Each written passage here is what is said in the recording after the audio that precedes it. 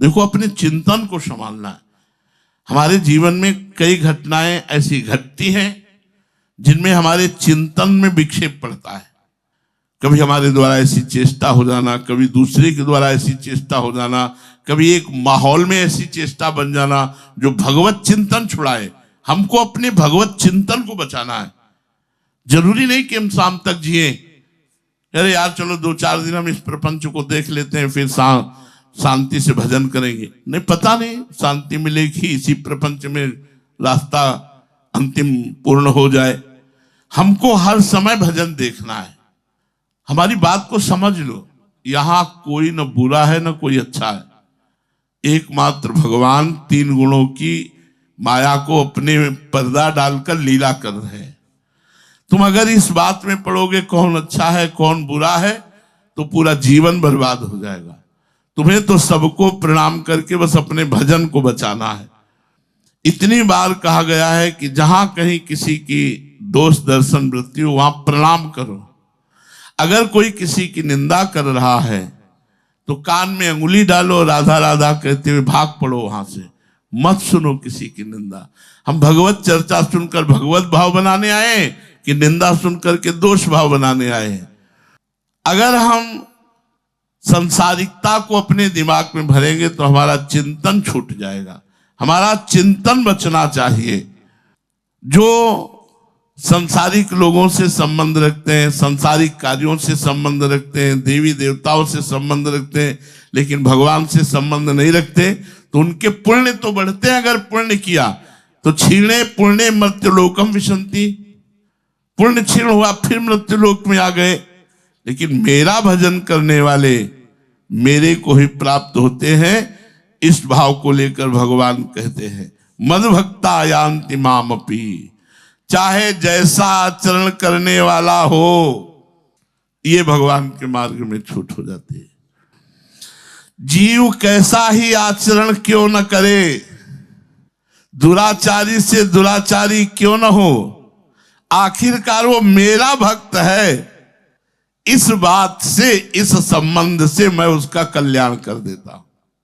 यहां आकर के बात पूर्ण होती है। ये करुणा किसी में नहीं है, न किसी व्यक्ति में है, न किसी देवता में है, न किसी गुरु में है, न किसी संत में है।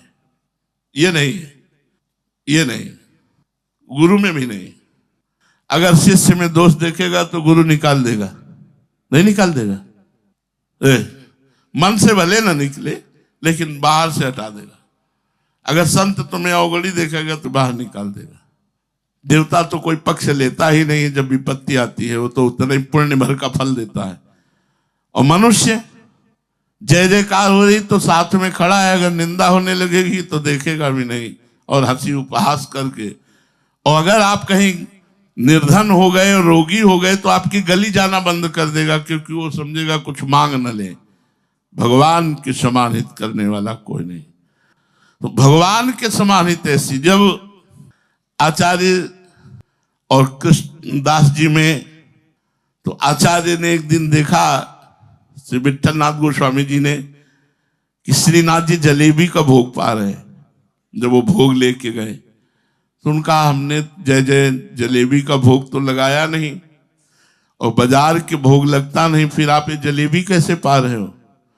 तो बड़े मुस्कुराते हुए कहा, कृष्णदास जो है ना, उन्होंने मानसिक भोग लगाया। एक जगह जलेबी बन रही थी तो देखा, वो ये गरम गरम जलेबी तो श्रीनाथ जी पाते थे, कितना अच्छा था, तो पहुंच गई भाव। तो बोले वो कृष्ण, तो उनका कृष्णदास को तो हमने त्याग दिया है। तो उनका, देखो आप आचार्य हो, आप गुरु हो, आप त्याग सकते हो, लेकिन एक बार जिसको हमने स्वीकार किया उसे त्याग नहीं सकते, श्रीनाथ जी ने कहा। तो हुआ ना, गुरु ने त्याग दिया लेकिन इष्ट ने त्याग नहीं किया।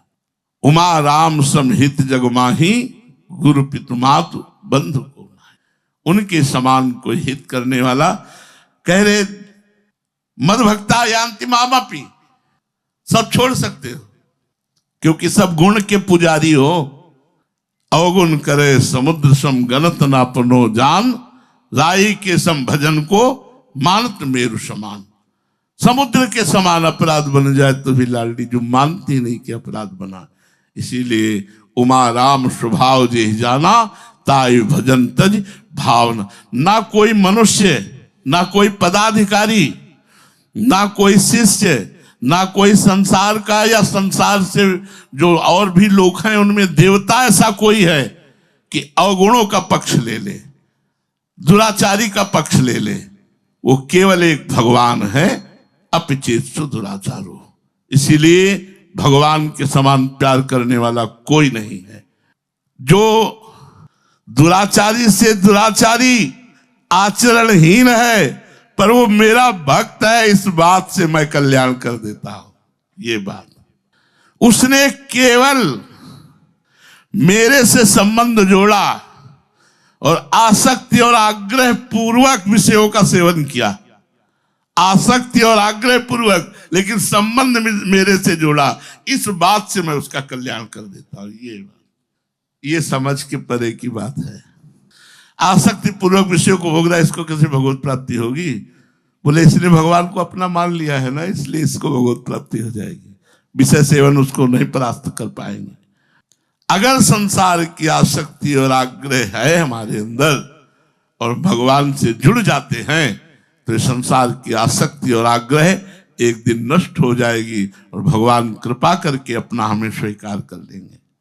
भगवान का विधान भगवत स्वरूप होता है।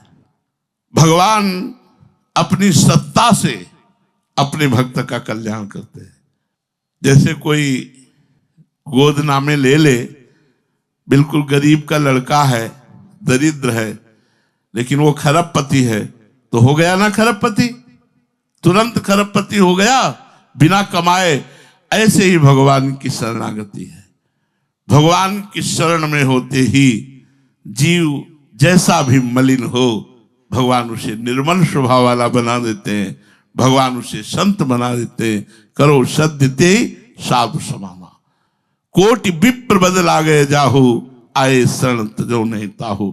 इसीलिए मद भक्ता यान्ति मामपि, भगवान कहते हैं कि मेरा भक्त मुझे ही प्राप्त होता है। हम सबको चाहिए कि अगर हमें कामनाओं की भी पूर्ति करनी है तो अपने भगवान से करें। बहुत जन्मों से हमारा मलिन मन है, साफ करते करते हो सकता है फिर कोई छींटा लग जाए, फिर कोई गंदगी लग जाए। एक दूसरे के हाथ में मिला के चलो, बड़ा फिसलन वाला मार्ग है। अगर कोई गिर रहा है तो हमें चाहिए कि 4 लोग मिलकर उसे संभालें और उठाकर आगे बढ़ावें। ऐसा नहीं है कि गिर रहा है तो 4 लोग मिलकर चाल लाते हैं और मार दो कि वो दलदल में चला जाए। गिर रहा है तो उसे उठाओ, उसे उठाकर आगे बढ़ाओ, तो भगवान तुम्हें गिरने नहीं देंगे। अगर तुमने भगवान का भक्त मानकर कोई गिर रहा है और उसे समझाकर बुझाकर चारों तरफ से घेर कर बचा लिया, माया का तूफान आया तो तुम्हें भगवान बचा लेंगे। तुम्हारा पक्ष भगवान लेकर तुम्हारा कल्याण कर देंगे।